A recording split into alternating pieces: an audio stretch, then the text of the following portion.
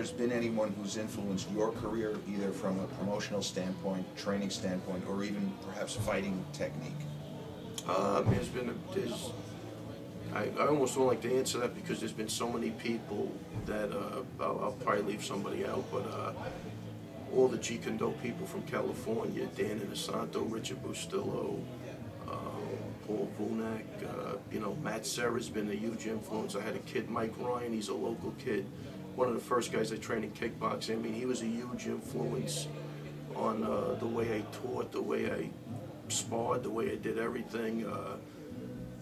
Oh man, I like, again, I don't even want to leave. Every one of my students has influenced me. I don't even want to touch that, but hopefully I highlighted a couple of guys. Okay. If you could talk a little bit about my partner Luke Neglia in the promotions, he's influenced me a lot on you know, in the early days, you know, bringing my guys to spar his guys, just seeing how everything works. Like, again, there's been a lot of guys. Okay. If you could describe your personal relationship with Matt Serra, Luke Kumo, and I guess Pete Drago. Yeah, sure. My relationship with Matt Serra is probably my best friend at this time. Luke Kumo, you know, he teaches for me. He's a great guy. He's a close friend. Drago's, I mean, everybody, we're just really a pretty close-knit group of friends. Matt, I obviously have a special relationship with because of all the time spent together. But yeah, everybody's just close. Good group of guys. Now, you're a leading authority in this as well. If you could discuss some of the ways a fighter, let's say, makes weight and then rehydrates. It's obviously not the safest thing, but in as safe a way as possible to do that. Yeah, normally when it comes to weight, I get out. I don't really say anything. I can tell you what they do, but you know, I struggle with my weight every day. So for me, I'd almost feel like a hypocrite answering that. But they have it down to, I mean, Matt, Drago, they have it down to a science now where you know, they do the water loading, and you know, there's a diet they follow, which is, you know, basically simplifying chicken and brown rice, specific portions. You know, they cook up like 15 pounds of chicken. They put it in Tupperware containers, so you know, every 2 or 3 hours they could eat. And they do the water loading at the end. And I don't even think Matt at once. I don't even think he got in the sauna last time. You know, works pretty good. So, but I never tried it, so I wouldn't know. You've also been a promoter. Could you tell us about some of the events that you've hosted, perhaps some memorable events that you promoted? Well, I mean, I do the Ring of Combat with my partner Lou Neglia. I do the combat at the Capital. I've had a lot of, you know, anytime my guy wins a championship, I think is a memorable moment to me. I started, you know, Matt started fighting locally, so some of those fights were, even the beginning fights, just getting them going were memorable. Chris Moydman just had won a big fight. He's a Ring of Combat champ a couple of months ago. You know, that was huge. Yeah, anytime my guys are winning what is an exciting fight, it's a memorable moment to me. What, at this point, would you say would be your dream match for Matt Serra, or if there is one? I mean, the dream match for me, I'd like to see a rematch with BJ Penn. You know, I said this in an interview, and it wasn't to call out BJ Penn. I just think those two guys, you know, they're getting towards the end of their careers, and I really want Matt to just fight like bigger name guys, pick and choose a couple of his fights that I think people would be interested in. And I think at this point, Matt's confident enough in his hands that they'll just sit there and probably beat the crap out of each other. BJ's got good hands. I think Matt hits hard, and I think their jiu-jitsu negates itself. I think it would be a great, entertaining fight. And respect BJ, I think he's one of the best fighters ever, so it has nothing to do with calling somebody out or something. I just thought it would be a great matchup. Okay.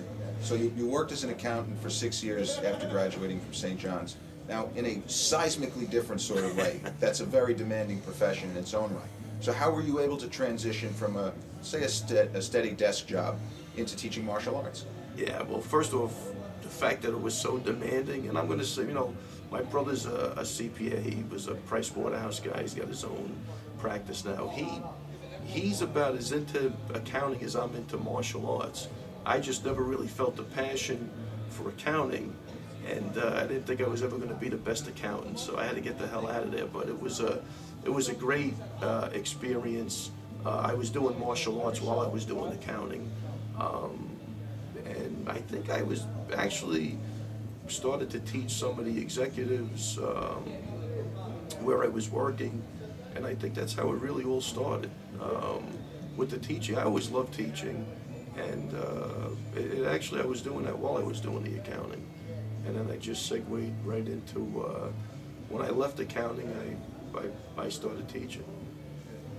At this point, do you have any other entrepreneurial efforts that you're working on? The only thing I'd like to do now is I started a book on me and Matt's relationship from the time I met him, doing Brazilian Jiu-Jitsu right up until the point of when he won the championship. And there's like 2 chapters done, but hopefully that'll get done. But that's the only thing I'd really like to do right now. And then there's a couple other guys in the gym I'd like to elevate them to the UFC level, and hopefully they'll become champions.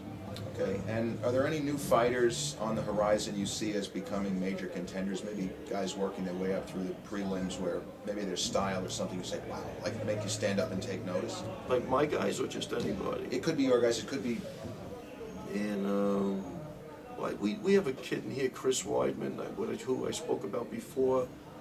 I'd be in shock if he doesn't make it. He's an absolute beast. His stand-up is awesome, he's got the right attitude. His wrestling is, world class. Ally Quinta, these guys, they have a couple injuries, so injuries, barring any future injuries, I could see these guys doing really good. And the guys I like this kid Edson Barbosa. He's a real strong leg kicker. I'm always going to favor the stand-up guys coming up. He looks pretty good in the UFC.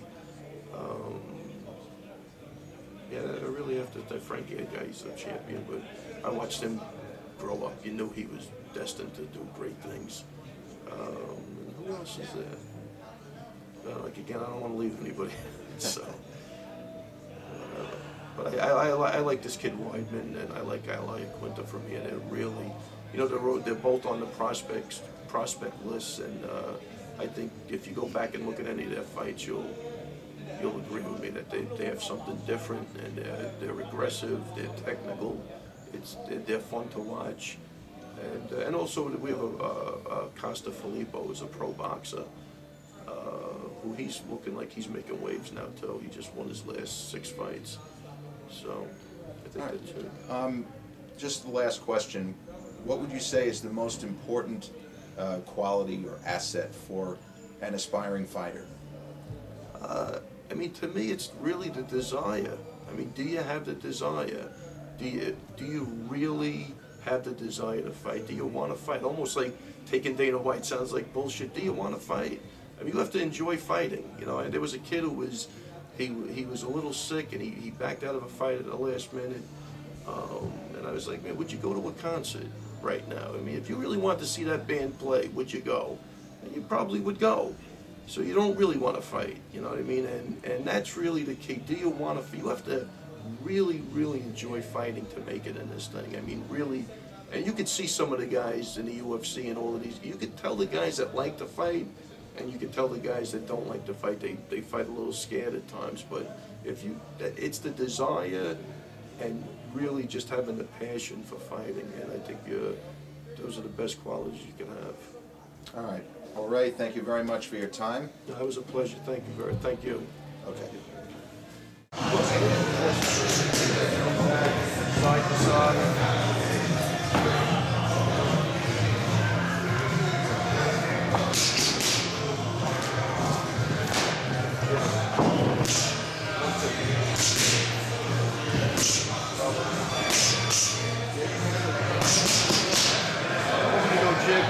Cross,